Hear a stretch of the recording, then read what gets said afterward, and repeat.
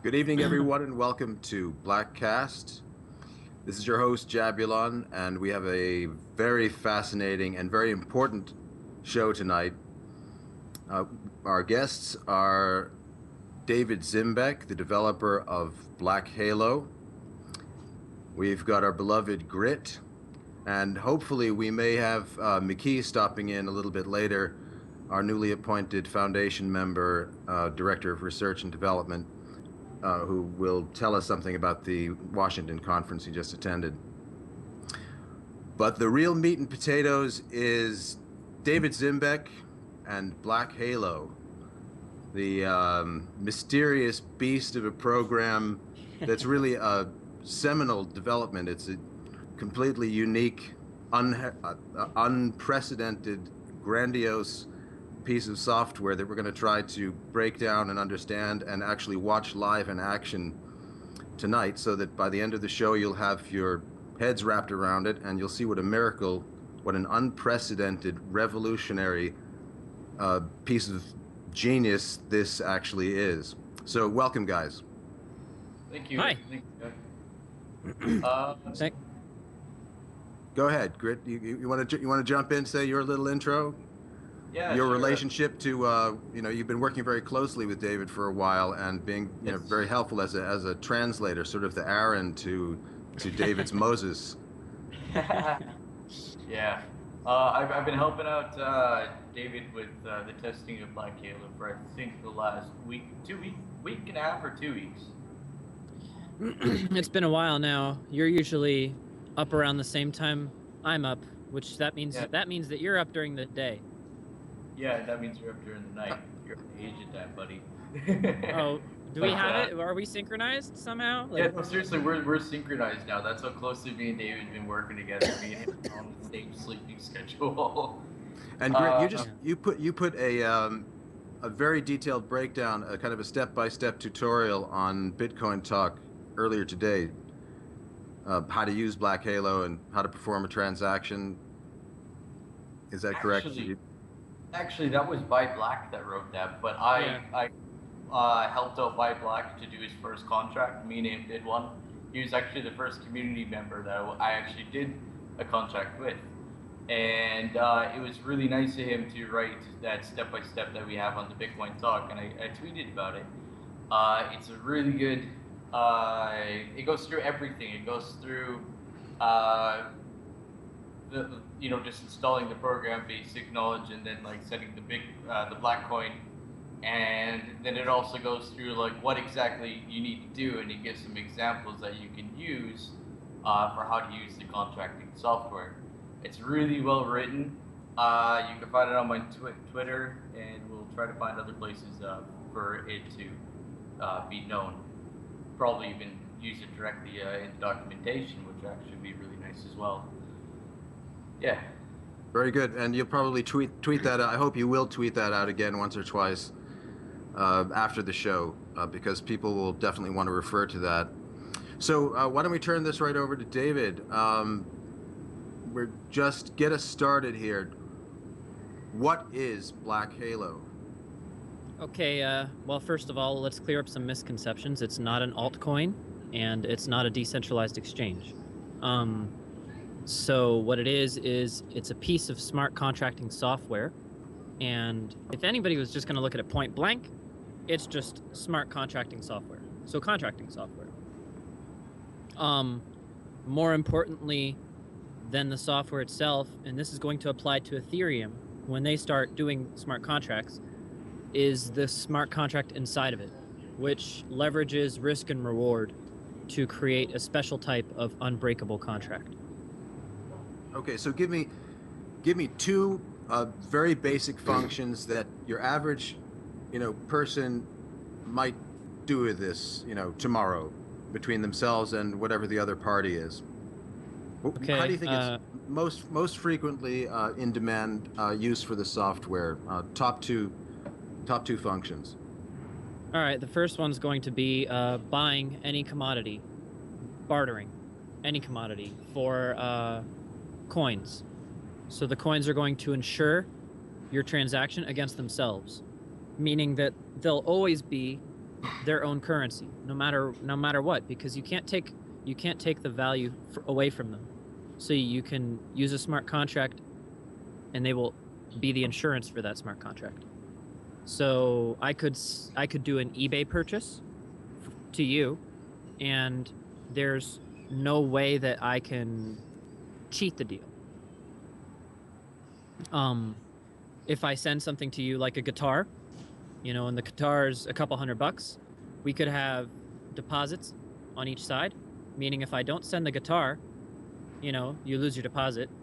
And if and if you send me, if you say to eBay, this happens a lot actually, where they say to eBay, oh, we didn't, the guitar's messed up, we're just going to return it, and then they return a bag of rocks, and the person gets nothing. Gotcha. So this is going to be used for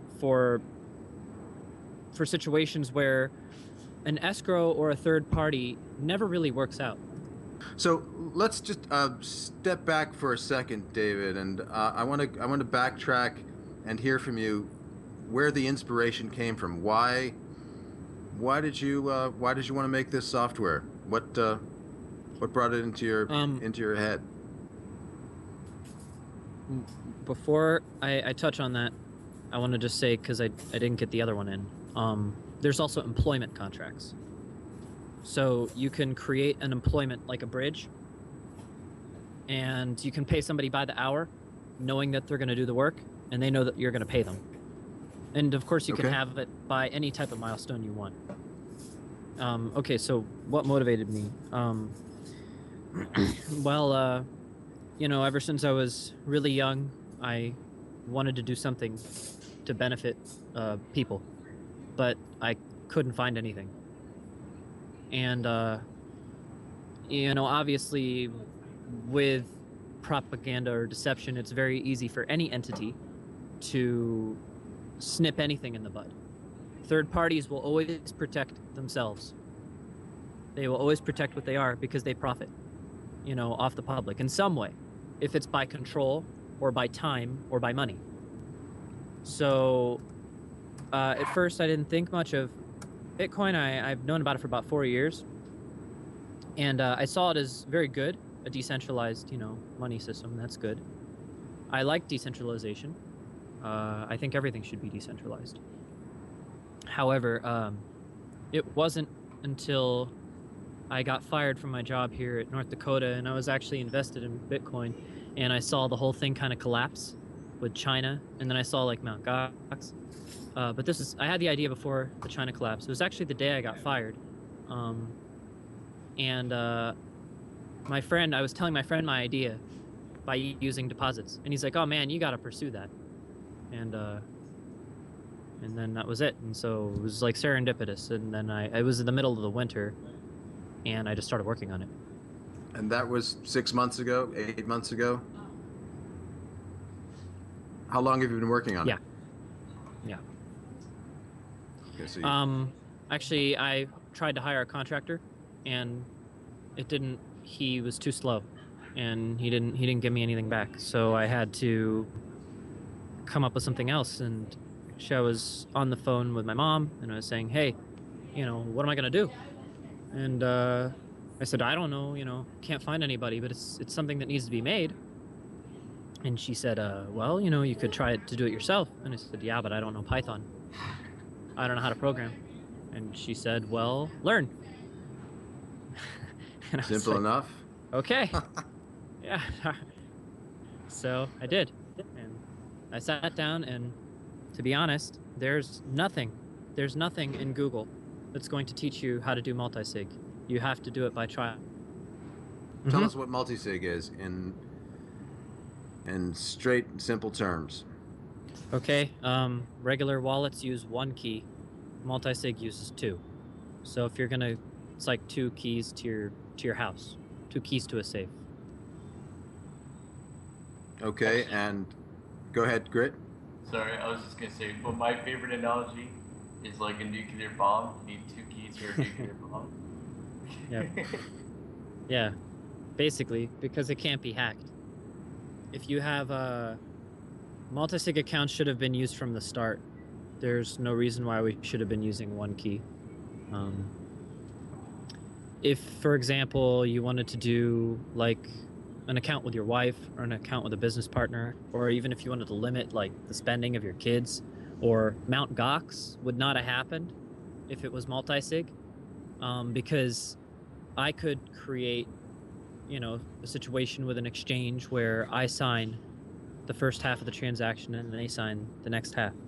They can do all the trading that they want, but they'll never have full control over my money without my signature. Gotcha. And another basic term, tell us what a smart contract is. Well, a smart contract is just basically an electronic contract, but I think the distinction is where there's money tied into it. So, because Bitcoin is electronic cash, smart contracts are technically only really possible with electronic currencies. So. Okay, give me an example of a smart contract as would occur in Black Halo. Okay, yeah. So let's say that you wanted to buy Bitcoins with cash, and there are so many people that don't have a way to do this, especially with an entity that they trust. So instead of wiring money to some guy in some country with an anonymous website, instead it's you contact somebody directly, peer-to-peer, and you want to buy. So you say, okay, I'll buy 1 Bitcoin. Okay, so you put in the amount, 1 Bitcoin, and you both put in a deposit, 1 and 1. And what happens is the person putting in the Bitcoin and the deposit, they're in it 2 to 1. Okay, so when it goes to escrow, they're like at an imbalance, like a seesaw. But what's going to happen is the person's going to send them cash. So now it's going to balance the other way, 1 to 2. Okay, so at no point is one person in the positive until the deal's over. Gotcha. But that's not actually probably what Ethereum was proposing.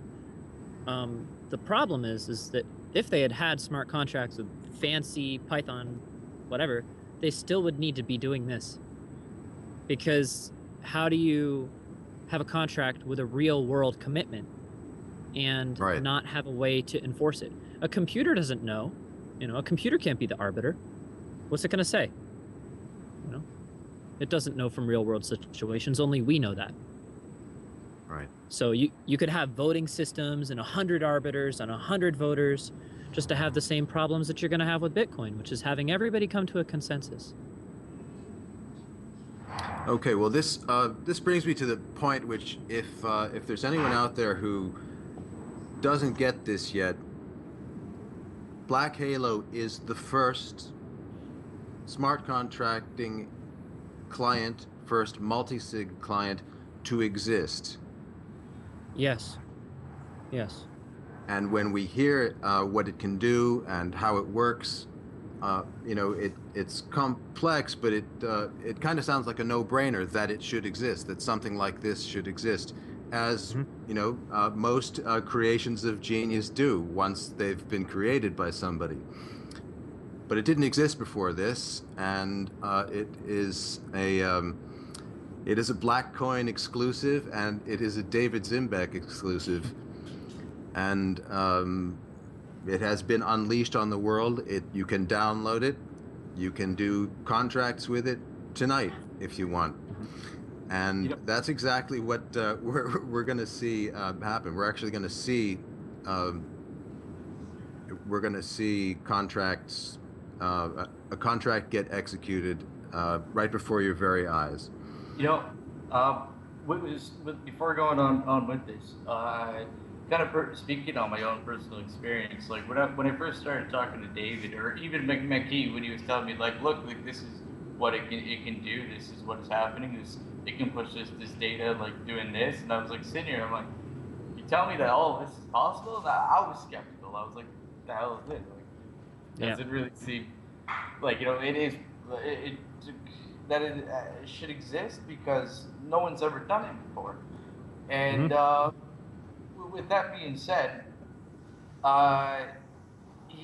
I was talking to him, and he said that he's ready to test it out. So I'm like, okay, I'm ready to send it this way. Let's test it. And at the same time, like I thought I understood it, and then all of a sudden he walked me through a contract, and it's pretty much really straightforward. We're going to demonstrate that. But yeah, after I did that first contract, like my mind was blown. I'm like, holy, like you can use this, use the software to do that, and you can use software for this. And for example, like employment contracts, for example, like let's say all of a sudden a forum came out. Let's just say like someone had a great idea of making a website for hiring other people. All they have to do is pretty much make a profile, put up their portfolio, and then they can put their Black Halo information there. And then someone can send them an email like, hey, look, I want your services. I sent you a contract. They go to pending offers. There's the contract, and they can debate the pricing in the client itself. And of course, it goes into escrow. Everything moves, and when the contract is done, the person gets paid. Everyone's happy. So that's like just one way of doing it. Like, one good example is actually how I can use it in Cambodia. I have to trust someone every single day when I'm selling Bitcoin or I'm buying Bitcoin, because I don't have the luxuries of being able to connect my bank account here to PayPal, because PayPal doesn't exist here. I cannot do the things that I was able to do in Canada. I'm very, very limited here. So I have to trust someone every single day with selling and buying Bitcoin. So Black Halo works for this whole thing. This is why I'm very excited about this, because I don't want to end up the one day money to someone over Western Union, then finding out the guy doesn't want to send me the Bitcoin, because obviously, like, it's always the buyer pays first and then the seller gives. It's never the opposite way. I can't wait for my Bitcoin and not give him money. So and arbiters don't work, by the way. You know, like PayPal is a serious problem with PayPal reversals. I mean, everybody talks about it. You know, you make a purchase with PayPal or chargebacks with credit card companies, forget it. You know, it's so you have arbiters and they don't work. Yeah. You know, and the thing is, like, even like a bunch of the websites, they have like disclaimers saying like any loss of funds that is like outside of our realm of territory, we cannot reimburse. That protects us. And you agree to those terms and services because it's the easiest way of sending any kind of money. And that's that. Like, that's pretty much it. They go, well, you can either send money with PayPal or you can do the big evil bank-to-bank transfer, which no one wants to do. And PayPal makes everything really, really convenient. So with that being said, it would be fantastic if the services take up Black Halo. And even actually, now I'm thinking about having Black Halo kind of like an online version of it. Business. Yeah, for businesses. Right. Would make transactions just for anything a lot easier. Well, make life a lot easier. So. there's one thing I do want to say. I guess in the beginning of this, I said it's not a decentralized exchange. The reason I say that is because it's more than it. It's more than that. It can be a decentralized exchange, and it is. It's bartering. That is decentralized. It's between me and you. It's peer-to-peer. That is decentralized. But we don't have to worry about an order book that could be manipulated and gamed. You know, if there's people discussing price, we have a perceived price of what something should be. You're not going to be paying fees to an exchange. You're not going to have your money at a place like Mt. Gox that's going to be able to take all of it.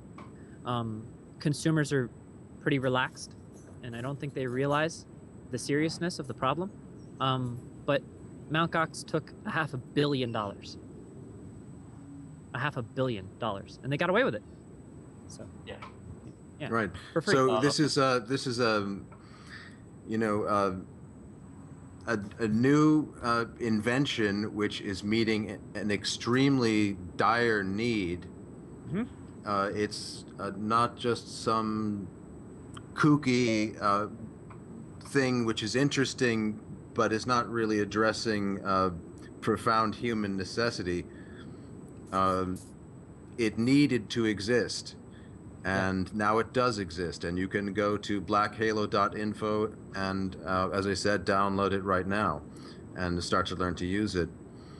So I'm dying to see this in action. Can we get it on screen and watch a transaction happen?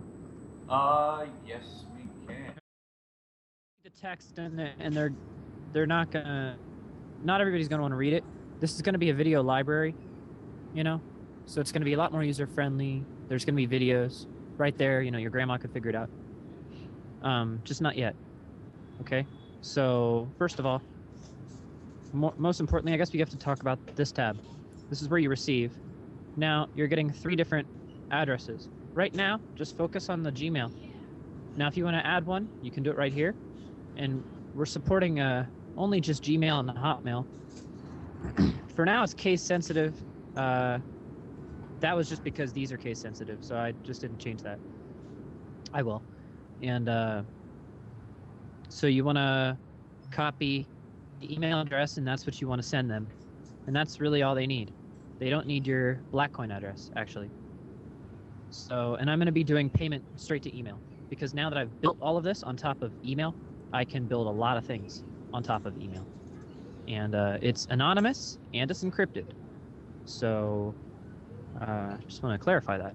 And to add another level of anonymity to email, emails can be forwarded by multiple parties for a fee. And you can work those right into the contract. Okay. So sending, there's normal sending, and now this is something you've never seen before in a client, which is 2-step sending.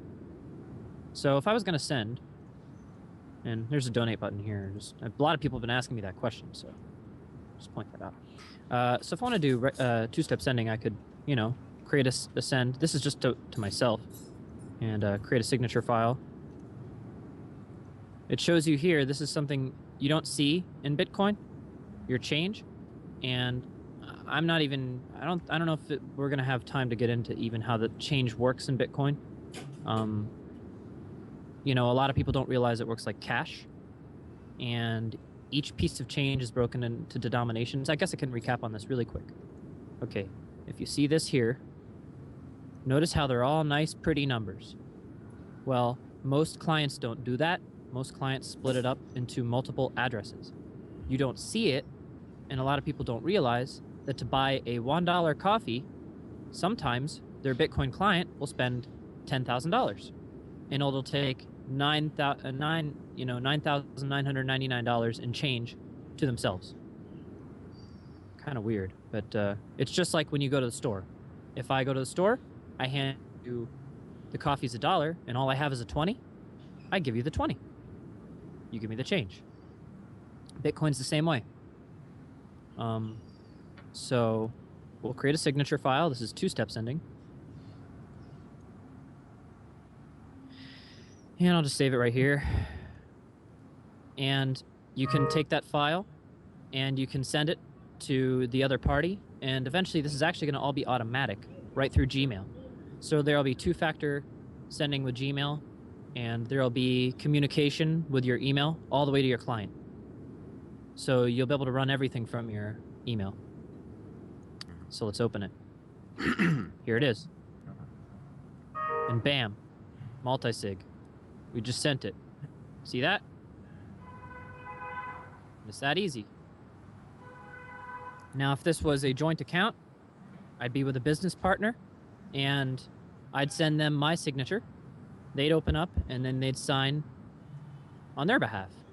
It's just like both of us signing a document. So we'll just make it all even. This is going to be probably one of the most common contracts. Now, we're not doing an instant refund here. I'm not going to get too in-depth, but this has to do with malleability, and it's just increasing the amount of risk that the person takes if you to stop transaction malleability. Although this already does that, because they're going to be in for a little bit higher. You know, the person with the amount, they're in with their deposit and their amount. Both of this is going to go into escrow. And we deposit an even amount. So if you were going to be sending me cash, you know, by the time you send that cash, it'll cover this. and then you'll be in at 2 to 1. Now, I think a lot of people think that these deposits need to be high, but they don't. They can be very low, and we can do hundreds of transactions under a low deposit if we want, or hit milestones. Or, in fact, I'd like to mention that a lot of people think that the deposits are entirely necessary, and they think that there's a barrier to entry, and that's not true, because if you go into a restaurant and you order food, the restaurant trusts you. They say, okay, I know he's going to pay for the food. So that'd be the same with contracts. There's going to be guarantors. There's going to be people who are going to extend trust. They're going to say, okay, this is your first Bitcoin purchase. I'll be an escrow and you can trust me. So it'll be in reverse. Instead of you trying to send money to a guy really far away via wire, not knowing whether or not he's going to, take your money from you, he may actually extend a contract to you where you're paying, like a really low deposit, right? And he pays like the deposit, and he might even chip this part in for you. And you're just signing. That's all you are. You're just signing for it. So that's what a guarantor might do. So there is no barrier to entry, just like in the real world. This is just an agreement. So that's a very important point. Does that make sense? Absolutely, very helpful. It's a question I get a lot, and a lot of people are like, well, the deposits, they've got to be high, but they don't. They don't even have to be that high at all. They could, So guarantors are going to play a very significant role in this. People who are willing to allow people from another country who don't have their first Bitcoin get their first Bitcoin. And this is going to be companies. Companies who can afford to take that risk.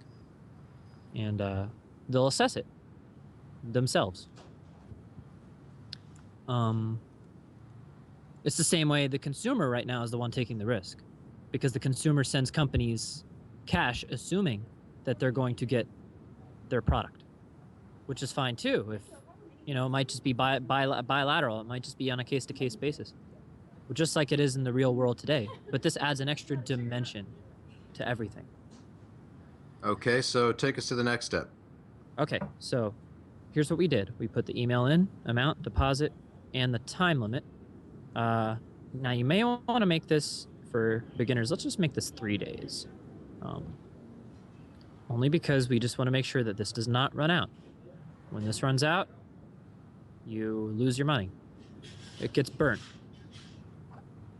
Okay, take a step back there. That time limit is the time for the other party to pony up what they're supposed to. I'd say both parties. Supposed to put up. Both parties. And look, the time limit could be 300 days. It could be anything you want. But just what it does is it puts pressure on the deal. If there is no pressure, then there's no pressure for you to sign.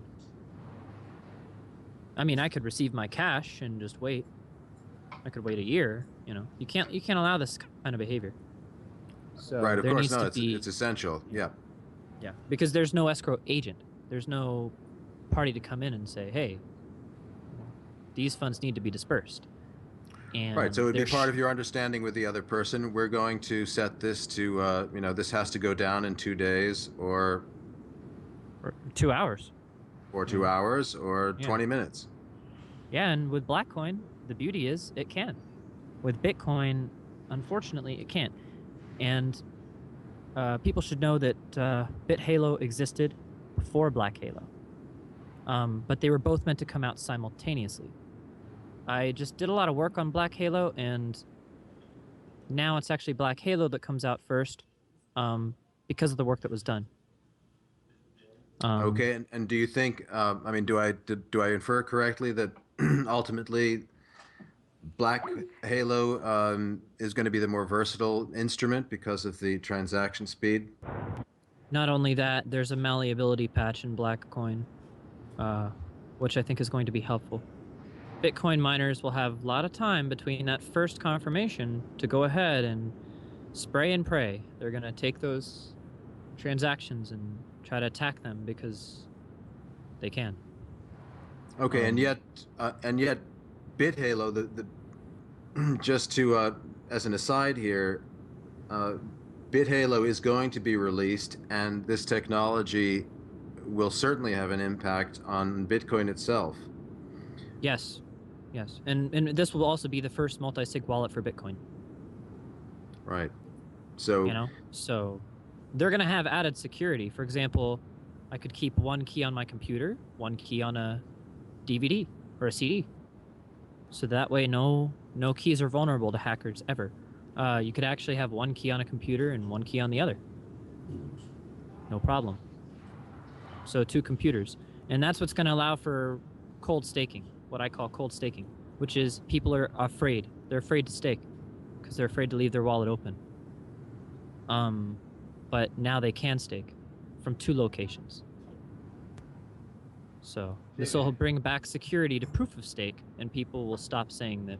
They'll start seeing the truth, and that's that proof of stake is absolutely secure, and more secure than Bitcoin, because Bitcoin will get hit with a 51% attack.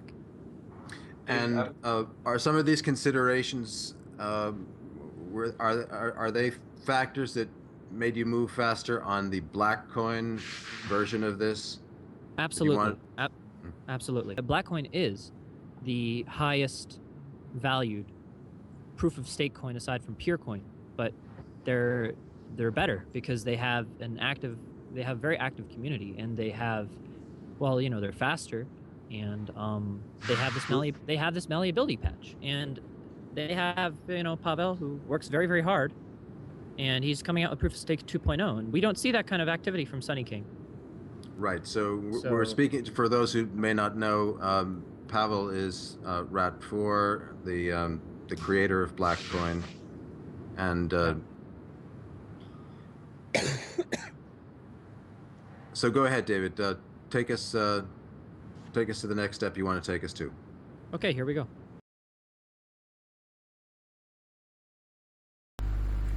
Hey guys, it's Gritt here, and today I'm joined by Prisius from the BlackCoin IRC channel. Hello guys. And today we're here to showcase the Black Halo and sending a contract. So to get started with the Black Halo, just to make it really short, all you have to do is pretty much just create a new wallet, and as well as 2 keys. Also, another thing you need to do is set up a brand new Google Mail account, which you can do on Google's website. After you've done that, you just go add or change, and you could input the login details there, and there you go. You set up with email with Black Halo. After that, right now we're going to send a contract to, or I'm going to send a contract to Prisius. So I already have his email, which is here underneath my contacts. So I'll copy his email, and I'll go to the make an offer tab. I'll put in his email, and let's say I'll put in 1 BlackCoin for now, just for sake of example.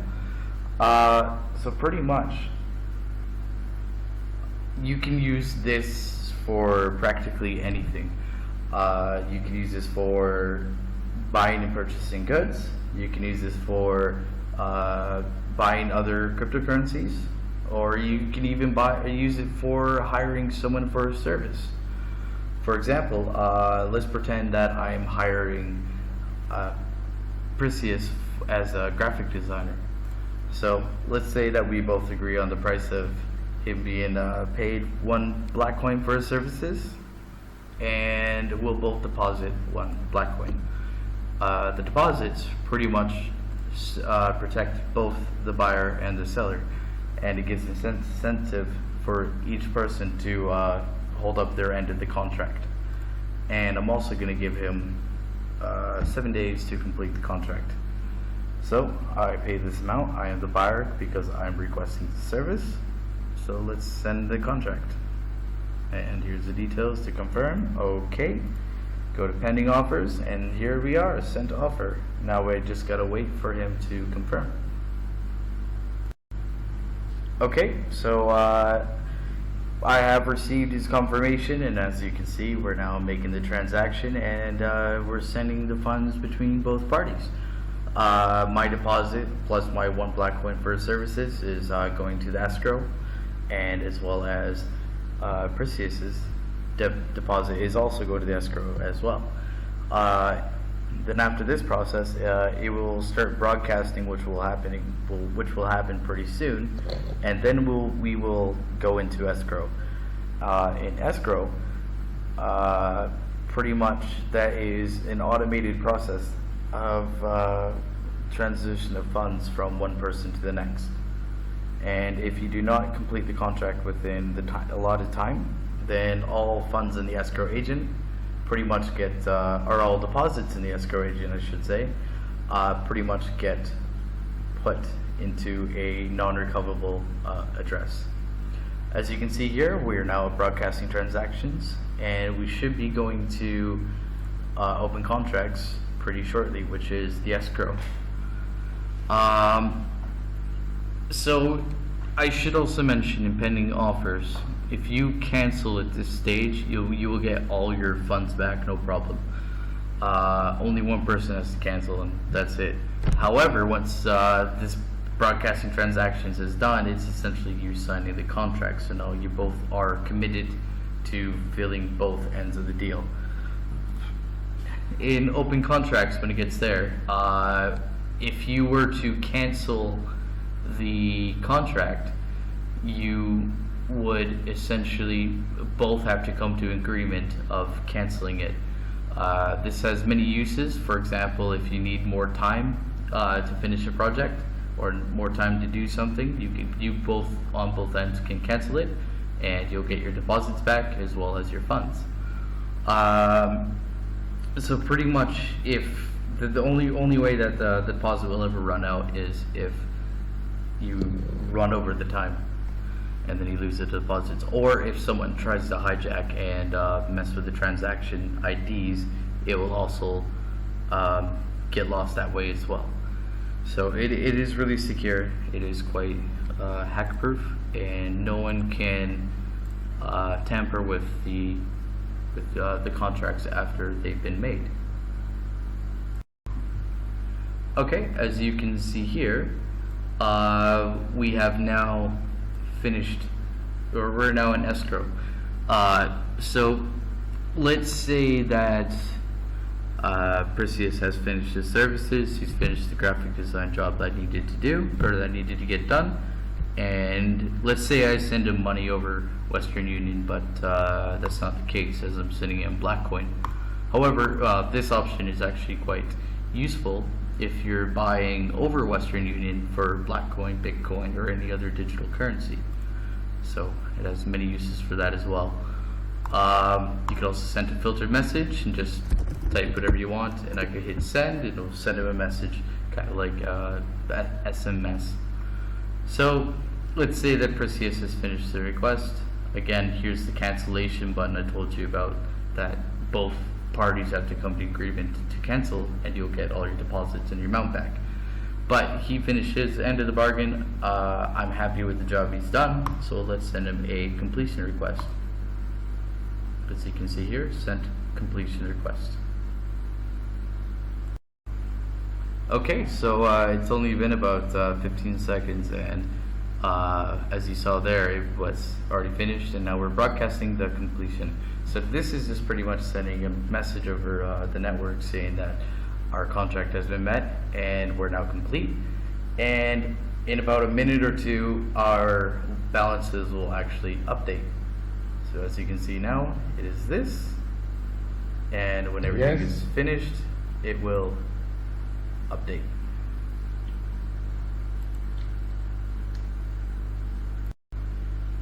Okay, as you can see here, I have gained that deposit back, which is that one BlackCoin. As before, I was at 3747, now I'm at 3748. So now we're gonna redo the process, but I am gonna be receiving a contract so you can see what's going on the other end and what happens in the receiving a contract process. Okay, so as you can see here, I received my offer from Prisius, and as you can see here, here's all the details. So he wants to be cheap today, as he sent me an offer of 0.5 BlackCoin with a deposit of 0.5, deposit 0.5. Well, and he's giving me 24 hours. Well, I don't think I could do a masterpiece in 24 hours, so I'm going to send him a counter offer. So this is the counter offer screen, and let's change these details, as I'm not happy.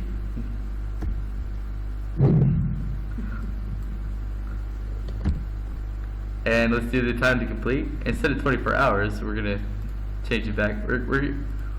Let's change it to 30 days. I want 30 days. Because I'm evil like that. And again, I'm the seller. Make sure that that's very, very important. Again, confirm everything. Okay, fantastic. Okay. Send counter offer. Send offer details and awaiting response.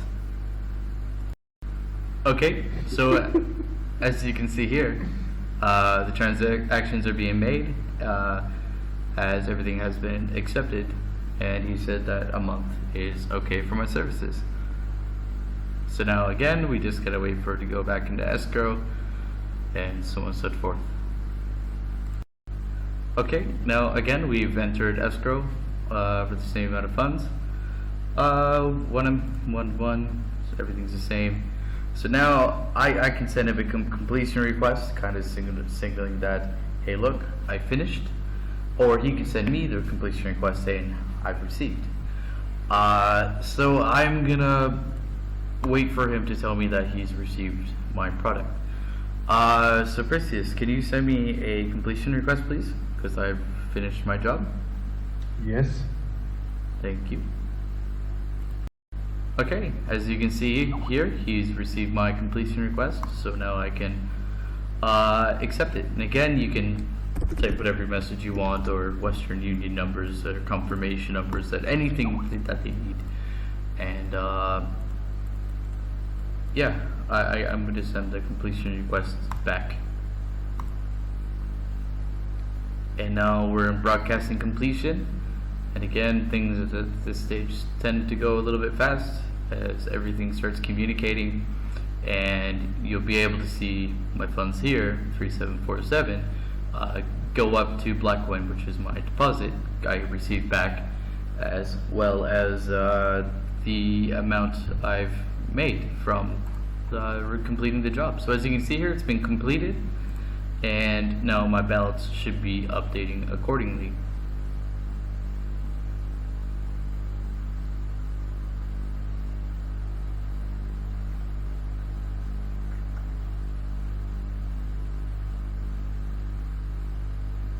Any minute now.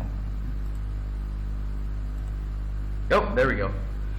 Yeah, see? And went up to BlackCoin as was stated in the contract. Okay guys, thank you for watching, and that's pretty much a how you do the contracts. It's a really simple process. Precious, do you have anything to say? I don't know if this was your first contract that you've done. No, it's not the first one. I've done already with David. It explained me everything on how it works, how to make a contract and contract, and yes, I mean, for me it's a fine solution for me. It's a very easy to use. We just need to spend a little bit time to learn how it works, and after that, I mean, it's like everything. It's like sending BlackCoin from your wallet. Yeah, I think it's a really easy process actually. Make an offer, pending, contact, receive, and of course it has, like, you know, the basic send and receive features of other wallets with BlackCoin. Okay, again, thank you for watching, and I hope you guys will enjoy Black Halo. Thank you. All right, so you know, when I look at the just the astonishing the astonishing power of this software, and see it demonstrated before my eyes, I am reminded of something Mark Andreessen said when he lamented that altcoin which he at the time was being fairly dismissive of, Hey, we're in that escrow. altcoin.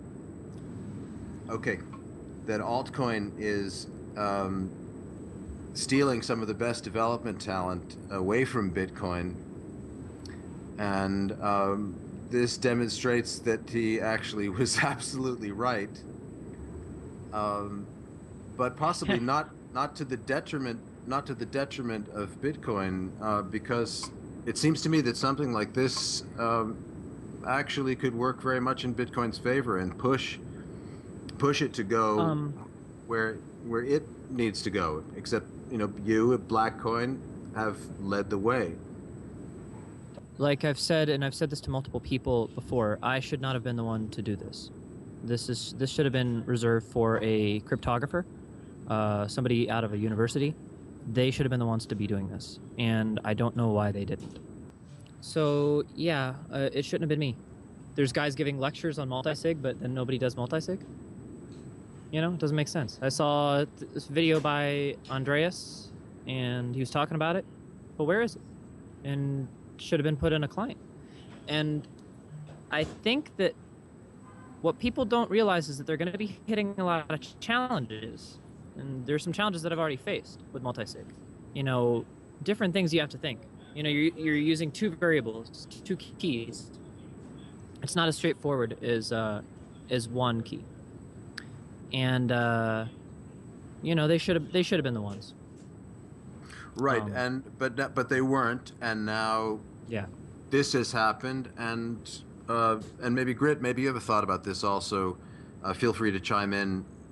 The impact that this software is likely to have going forward on all of cryptocurrency. I mean, it's a monumental step forward, and it can't only be BlackCoin. I mean, it is now, but I think the impact, will ramify out over the coming weeks, months, and years.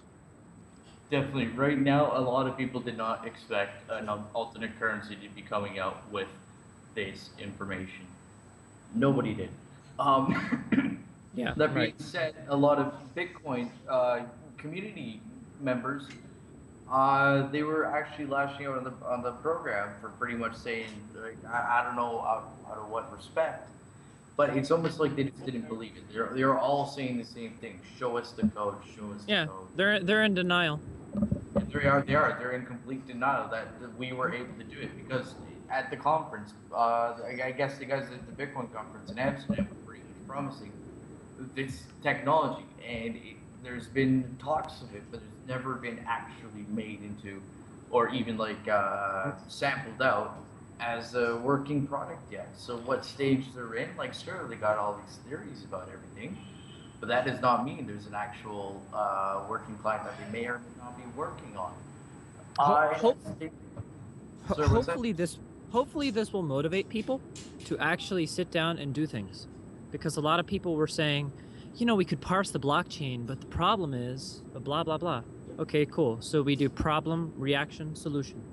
I saw on the contracts page, it said, well, you can't do contracts because not only is malleability a problem, but they said something like making advanced, oh, that's right, transaction replacement was disabled.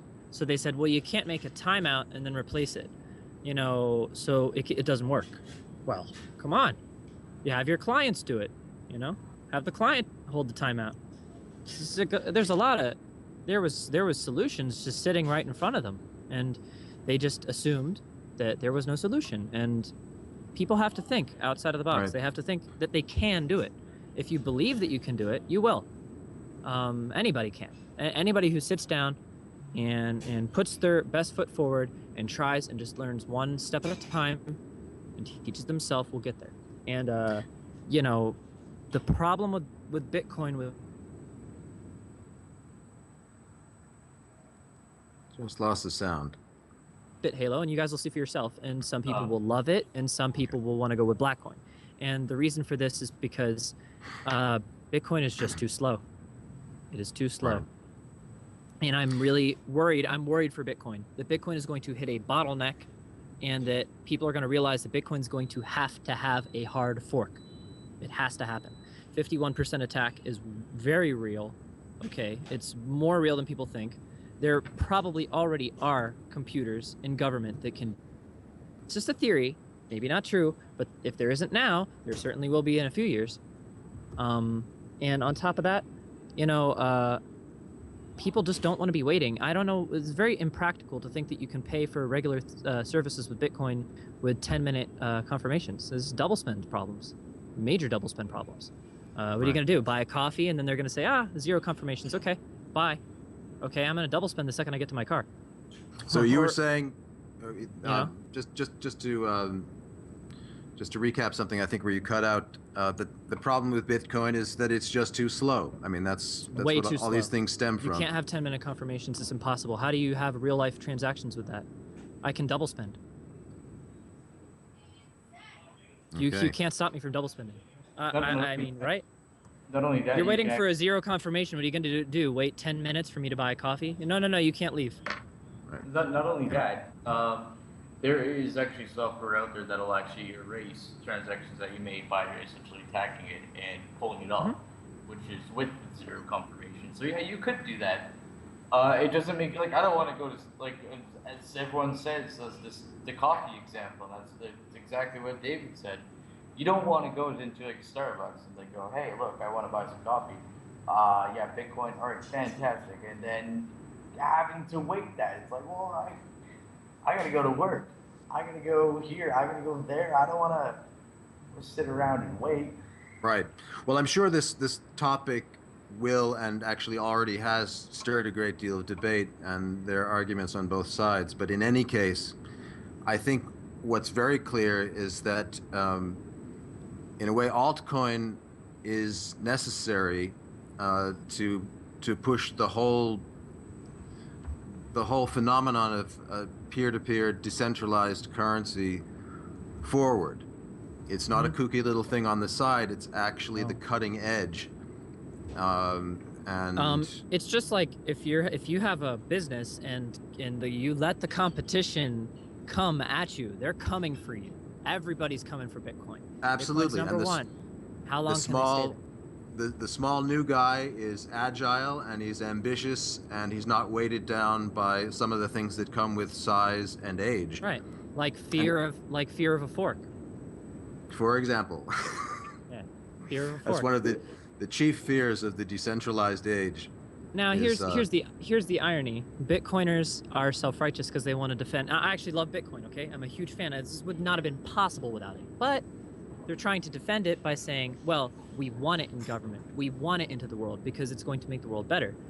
Well, it's kind of like a catch-22. Like where they started. Some do, some don't. I wouldn't want to generalize about all Bitcoiners because there are a lot of great people there, and many of them are. What I'm saying is that there's a fear that they have of applying these fixes. Like, for example, pruning the blockchain.